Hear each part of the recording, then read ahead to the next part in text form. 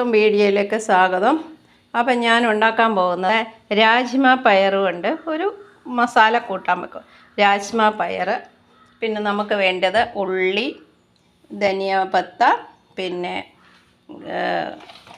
ഇഞ്ചിയും പച്ചമുളകും വെളുത്തുള്ളിയും കൂടെ അരച്ചത്, തക്കാളി അരച്ച് വെച്ചത്, പിന്നെ അല്പം കുരുമുളക്, അല്പം ഗരം മസാല, പിന്നെ അല്പം നെയ്യ്, പിന്നെ അല്പം മുളക് പൊടി, മല്ലിപ്പൊടി, മഞ്ഞൾപ്പൊടി, ഇതെല്ലാം കൂടെ ചേർത്ത് നമുക്കൊരു കൂട്ടാനുണ്ടാക്കാം. അപ്പോൾ നമുക്കിതിന് തേജ്പത്തയും ഈ തേജ്പത്ത എന്തോ മലയാളത്തിൽ എന്തുവാന്ന് അറിഞ്ഞില്ല, പെട്ടെന്ന് ഞാൻ ഇത് രണ്ടും കൂടെ നമുക്ക് ഇടാം. അപ്പോൾ ആദ്യം നമ്മൾ ചെയ്യാൻ പോകുന്നത്, ആദ്യം നമുക്ക് കുറച്ച് നെയ്യെടുത്ത്, നെയ്യും ബട്ടറും വേണ്ടി ഇപ്പോൾ ഞാൻ നെയ്യാണ് ഇടുന്നത്. നെയ്ക്കകത്ത് ഇടാമെന്ന് വെച്ചു. അപ്പോൾ അതൊന്ന് ഇതാകുമ്പോഴത്തേനും നമുക്ക് അല്പം തേജ്പത്ത, എന്തുവാ മലയാളം അറിഞ്ഞൂടാ, അതെ എന്തുവാ അത് ഇട്ടു. നമ്മളിതിട്ട് ഒന്ന് ചൂടായിട്ട് വരുമ്പോഴത്തേന് നമുക്കല്പം ഉള്ളി ഇടാം. നമ്മൾ ഉള്ളി ചതച്ചുമല്ല, എന്നാൽ ചതച്ചതുവാ എന്നുള്ള രീതിയിൽ ഞാൻ എടുത്ത് വെച്ചതാണ്. അപ്പോൾ ഇത് വലിയ ഉള്ളി 2 എണ്ണം മതി. ഒരു 1/4 കിലോ ഇല്ല, ഒരു 200 ഗ്രാം രാജ്മ പയറാണ്. അപ്പോൾ അതിൻ്റെ കൂട്ടത്തിൽ നമുക്ക് ഈ ഉള്ളി ഒന്ന് ചതച്ച് ഞാൻ എടുത്തതാണ്. അപ്പോൾ ഇടാം. നമുക്കിത്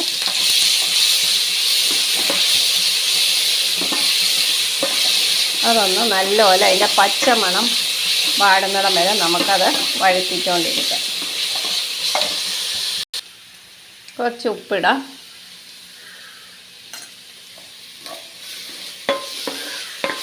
നല്ലപോലെ ഒന്ന് വഴന്ന് കിട്ടട്ടെ, ഒന്ന് മൂക്കണം. ഉള്ളി മൂത്ത് കഴിഞ്ഞ് നമുക്ക് ഇഞ്ചിയും പച്ചമുളകും, നമുക്കിനി ഇഞ്ചിയും പച്ചമുളകും വെളുത്തുള്ളിയും കൂടെ ചതച്ചതാണ്.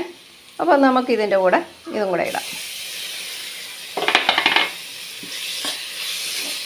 ഇത് ചപ്പാത്തിയുടെ കൂടെയും നമ്മൾ അപ്പത്തിൻ്റെ കൂടെയും ഒക്കെ കഴിക്കാൻ നല്ലതാണ്. നമുക്ക് വെറുതെ കോരി കഴിക്കാനും നല്ലത്. രാജ്മ പയർ നല്ല പ്രോട്ടീൻ സാധനമല്ലേ, പയറൊന്നും അല്ല, വലിയ പയറല്ലേ, അത് നല്ലതാണ് ശരീരത്തിനുമൊക്കെ, നമുക്ക് എല്ലാത്തിനും ഗുണം ചെയ്യുന്ന ഒരു കാര്യമാണ്. നമുക്കിനി പ്യൂരിഫൈ ചെയ്ത ടൊമാറ്റോ, അരച്ച ടൊമാറ്റോ ചേർക്കാം. അപ്പോൾ ഇതിന് നല്ലപോലെ ഇതിൻ്റെ പച്ചമണം മാറണം. പച്ചമണം മാറിയാൽ നമുക്ക്, അല്ലെങ്കിൽ നമ്മൾ വെറുതെ ഉണ്ടാക്കിയിട്ട് കാര്യമില്ല. അതിന് നമ്മളെല്ലാം കഴിഞ്ഞ് കൂട്ടുമ്പോൾ തക്കാളിയുടെ ഒരു പച്ച ചുവയുണ്ടെങ്കിൽ അത് ഒട്ടും കൊള്ളത്തില്ല. അപ്പോൾ ഇതിൻ്റെ പച്ച ഇതൊന്നും മാറിക്കിട്ടട്ടെ. ഇതിൻ്റെ പച്ചമണം മാറി ഇനി നമുക്ക് മസാലകളിടാം. ആദ്യം മല്ലിപ്പൊടി ഒരു 2 ടീസ്പൂൺ, 2 ഈ സ്പൂണിനാണ്. നമുക്ക് ഒരു ശകലം മുളക് പൊടി മതി, ഒരുപാട് ചേർക്കണ്ട. അല്പം മഞ്ഞൾപ്പൊടി, അല്പം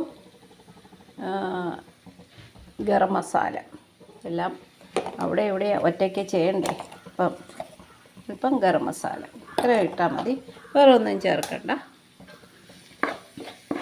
നല്ലപോലെ പൊടി ഒന്ന്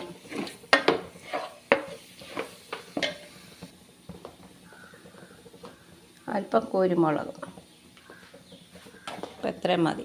ഇതിൻ്റെ കൂടെ നമുക്ക് കുറച്ച് തൈര്, 2 സ്പൂൺ തൈര് ചേർത്ത് അതൊന്ന്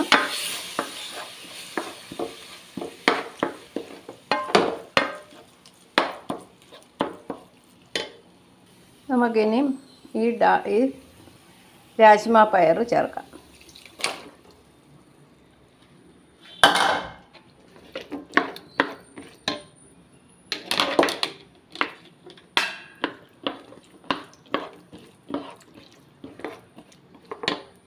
ഞാൻ ഇച്ചിരി രാജ്മ പയർ, ഇച്ചിരി കാഷ്യൂനട്ടും എല്ലാം കൂടെ അരച്ചത് ഇതിനകത്തോട്ട് ഒരു കൊഴുപ്പ് കിട്ടാൻ വേണ്ടി ചേർക്കുന്നതാണ്.